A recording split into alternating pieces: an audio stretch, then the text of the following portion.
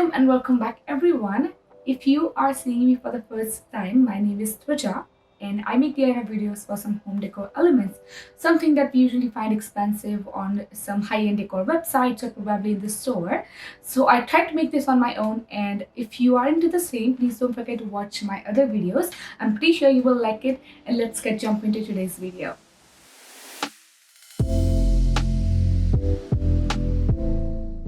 So today's video is about textured art. I have made that video before as well, and you guys have loved it so much, so thank you so much for that.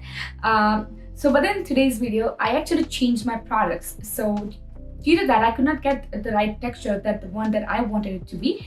So I tried to fix it instantly with using a few products. So you'll get to know what are those products, and apart from that, I have actually given insights of a few products, that how it is being used, how you can use it, and how you can work around that. So I hope you will enjoy it, and let's get directly into it.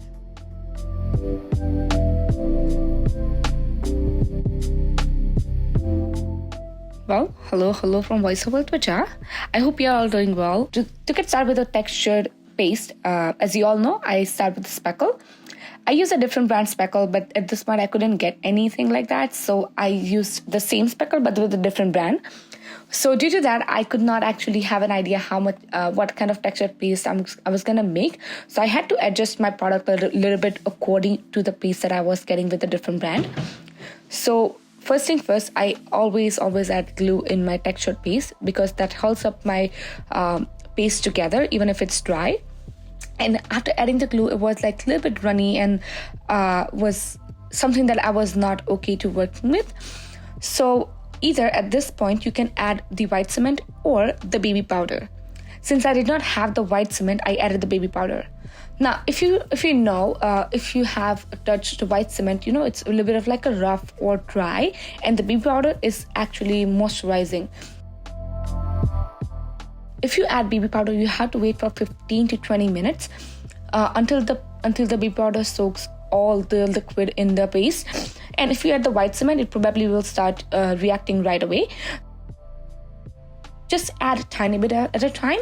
And in this point, you can actually add the baking soda as well, because baking soda will react to the water that you have in this paste, and that will create a bubbles. So you know when someone is spreading the textured paste, you see a tiny bit of bubbles in there, and that actually gives the volume to your paste. So I did not add that, but you can definitely do that. And I will actually make a separate video for that too. After I had my paste made nicely, I started to spreading over the canvas.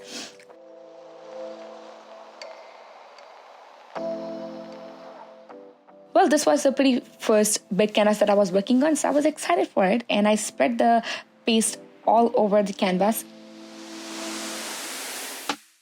And just to make sure that I am spreading it nicely and evenly, I used the notch trowel to spread it. After that, pretty basic design, just an arc that I've already made before as well. Just that I'm gonna make multiple 3 or 4 arcs, one overlapping each other, and then I'm gonna paint it simply in the nude shades. Very subtle look, and you cannot make a mistake with it. You cannot go wrong with it.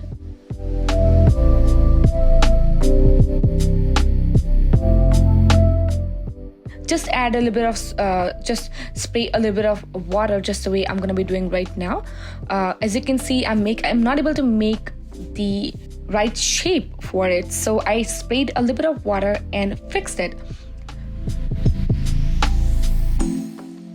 With the this is a big advantage while working with the textured art. You have multiple tries, and even if it doesn't work out, you can try it again.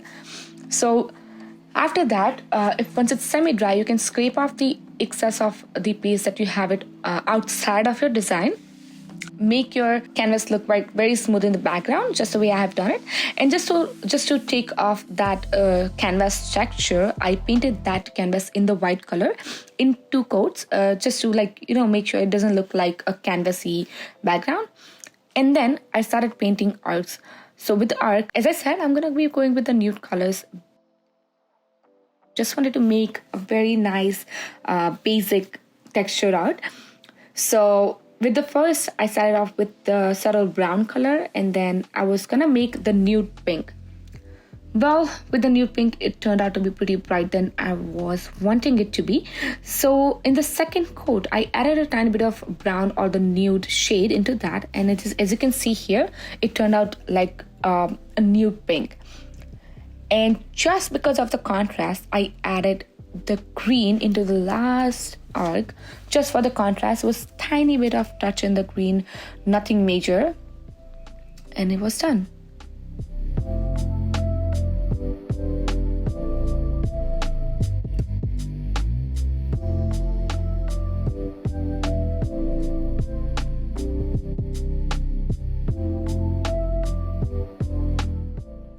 I hope you've enjoyed today's video, and if you have, please don't forget to watch my other videos, like, comment, subscribe to them, because that's gonna help me to create my YouTube community. So once again, thank you so much, and I will see you in the next video.